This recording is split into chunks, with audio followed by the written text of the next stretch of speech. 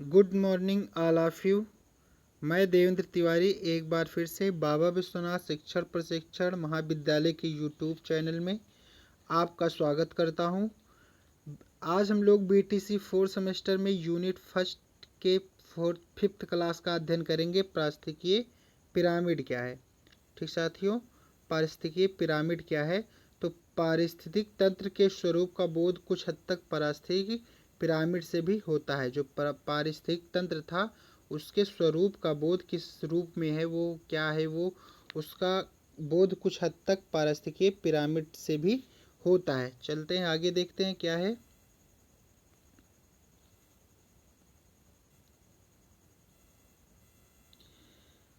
पारिस्थितिकीय पिरामिड कितने प्रकार का होता है? 3 प्रकार के होते हैं। पारिस्थितिकीय पिरामिड जो होते हैं कितने प्रकार के होते हैं? 3 प्रकार के होते हैं। पहला जो है जीव संख्या का पिरामिड, दूसरा जीव द्रव्यमान का पिरामिड और तीसरा ऊर्जा का पिरामिड।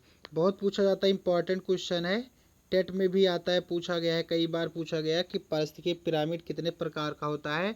तो जीव संख्या का पिरामिड 3 प्रकार का होता है। पहला जीव संख्या का पिरामिड, दूसरा जीव द्रव्यमान का पिरामिड और तीसरा ऊर्जा का पिरामिड। अब इसको हम डिटेल में देखते हैं क्या है ये। आगे चलते हैं। पहला, जैसा कि यहाँ पे लिखा है, जीव संख्या का पिरामिड। ठीक, मूल उत्पादक तथा प्रथम द्वितीय। मूल उत्पादक आपको पता है क्या होते हैं? जो अपना भोजन स्वयं बनाते हैं उसको मूल उत्पादक कहते हैं, जैसे पेड़ पौधे हैं। तथा प्रथम द्वितीय एवं तृतीय श्रेणी के उपभोक्ताओं की संख्या का संबंध प्रदर्शित करने वाला आरेख जीव संख्या का पिरामिड कहलाता है।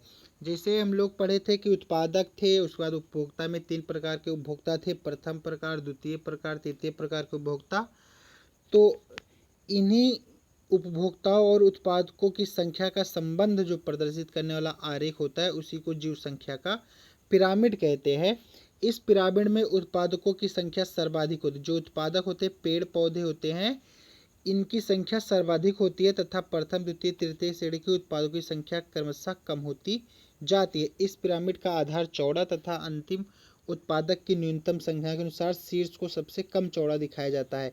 यही पिरामिड सीधे होते हैं। ठीक साथियों, पिरामिड कैसा होता है कि इसमें जो उत्पादकों की संख्या होती है सर्वाधिक होती है, तो इसको बेस पे रखा जाता है, आधार पे रखा जाता है, तथा प्रथम द्वितीय तृतीय श्रेणी के उत्पादकों की संख्या क्रमशः कम होती जाती है। इस पिरामिड का आधार चौड़ा होता है, जो बेस होता है चौड़ा होता है, क्योंकि उत्पादकों की संख्या सबसे सर्वाधिक होती है, इसलिए जो उत्पादक होते हैं उनको बेस पे रखा जाता है। और तथा न्यूनतम जैसे जैसे ऊपर जाएंगे उन्हीं के अनुसार शीर्ष भी सब कम चौड़ा होता चला जाएगा। ये पिरामिड कैसे होते हैं? सीधे होते हैं। देखते हैं कैसे बनता है ये पिरामिड, देख लेते हैं साथियों। पिरामिड जो बनता है वो कुछ इस तरह बनता है।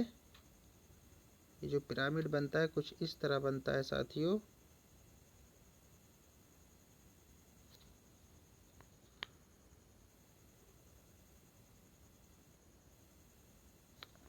ये हो जाएगा उत्पादक,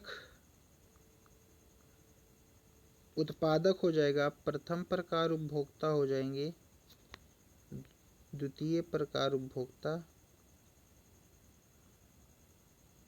उसके बाद आगे आ जाएगा,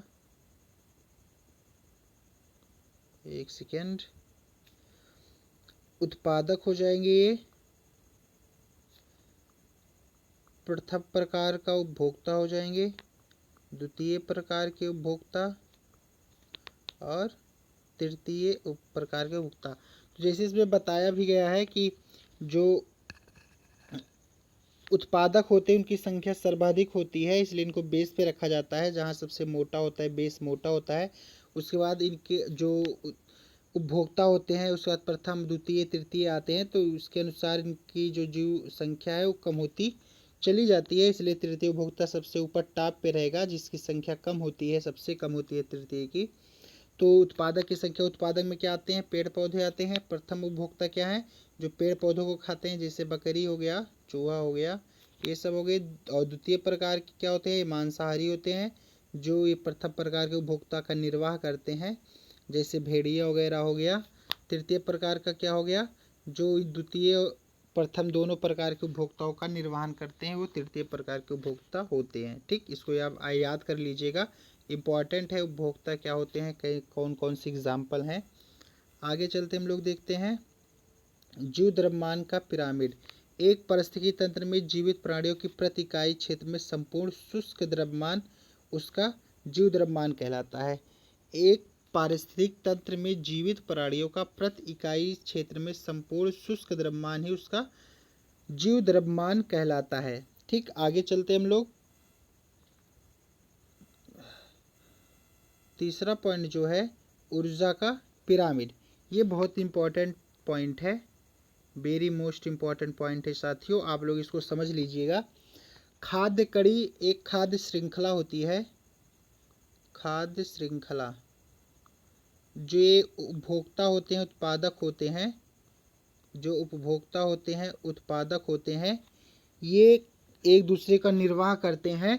तो 10% जो ऊर्जा होती है एक दूसरे के ऊपर नेक्स्ट सीरीज में जाकर ये ट्रांसफर होती रहती है। वही यहाँ पे दिया गया, खाद्य कड़ी के प्रत्येक स्तर पर उपभोक्ता केवल 10% ऊर्जा को अपने शरीर द्रव्यमान के रूप में रूपांतरित करता है। खाद्य कड़ी के प्रत्येक जो कड़ी होती है, खाद्य कड़ी होती है कि उत्पादक को प्रथम प्रकार का उपभोक्ता खाता है, प्रथम प्रकार के उपभोक्ता को द्वितीय प्रकार का उपभोक्ता खाता है, द्वितीय प्रकार के उपभोक्ता को तृतीय प्रकार का उपभोक्ता खाता है।